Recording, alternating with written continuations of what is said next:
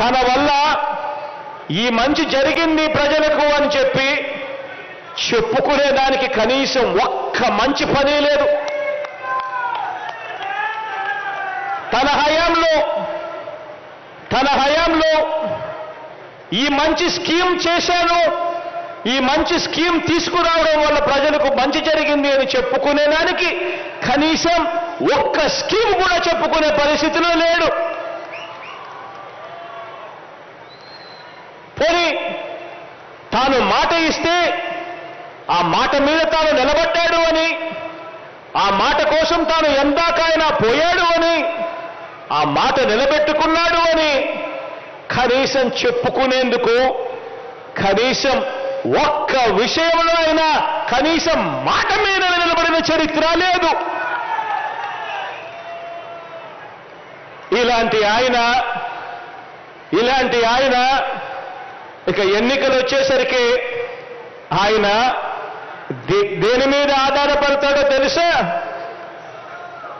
ఎన్నికలు వచ్చేసరికి తాను ఆధారపడేది పొత్తుల మీద, ఎత్తుల మీద, జిత్తుల మీద, కుయుక్తుల మీద తాను ఆధారపడతాడు.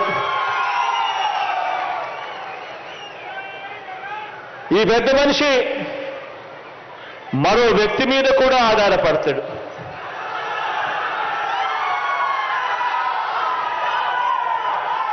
ఒక దత్తపుత్రుడిని యాక్టర్గా పెట్టుకొని డ్రామాను కూడా ఆడుతాడు.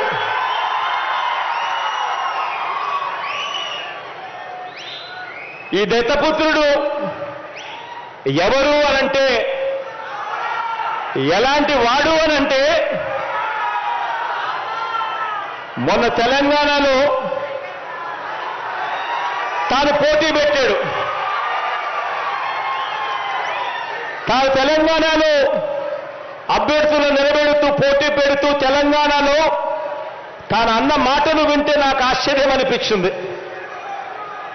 ఆ పెద్ద మనిషి దత్తపుత్రుడు అక్కడ తెలంగాణలో తాను అంటాడు, తెలంగాణలో తాను పుట్టినందుకు తెగ బాధపడిపోతున్నాను అని చెప్పి అంటాడు. తెలంగాణలో తాను పుట్టినందుకు తన దురదృష్టం అని చెప్పి కూడా అంటాడు. ఇలాంటి వ్యక్తి మొన్న తెలంగాణలో ఇలాంటి డైలాగులు కొట్టిన నాన్ లోకల్ ప్యాకేజ్ ఇస్తారు ఈ పెద్ద మనిషి చంద్రబాబు నాయుడు గారికి ఇంకొక పార్ట్నర్. ఈ పెద్ద మనిషి ఆంధ్ర పాలకులకు చుక్కలు చూపిస్తా అని చెప్పి తెలంగాణలో డైలాగులు కొడతాడు. ఆంధ్ర పాలకులకు ఈ పెద్ద మనిషి చుక్కలు చూపిస్తాను అని చెప్పి తెలంగాణలో డైలాగులు కొడతాడు. ఈ ప్యాకేజీ ఇస్తారు, ఈ మ్యారేజ్ ఇస్తారు.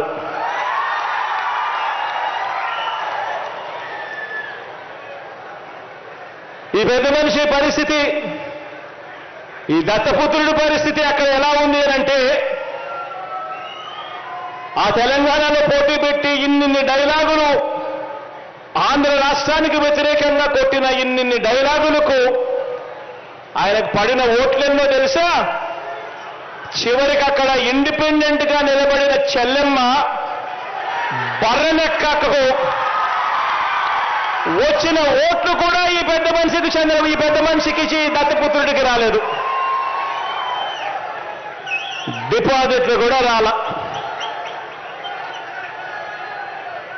ఈ పెద్ద మనిషికి ఇతనికి మన రాష్ట్రంలో చంద్రబాబు నాయుడు గారి ప్రయోజక వర్గం ఉంది తప్ప ఆంధ్ర రాష్ట్రం మీద ప్రేమే లేదు.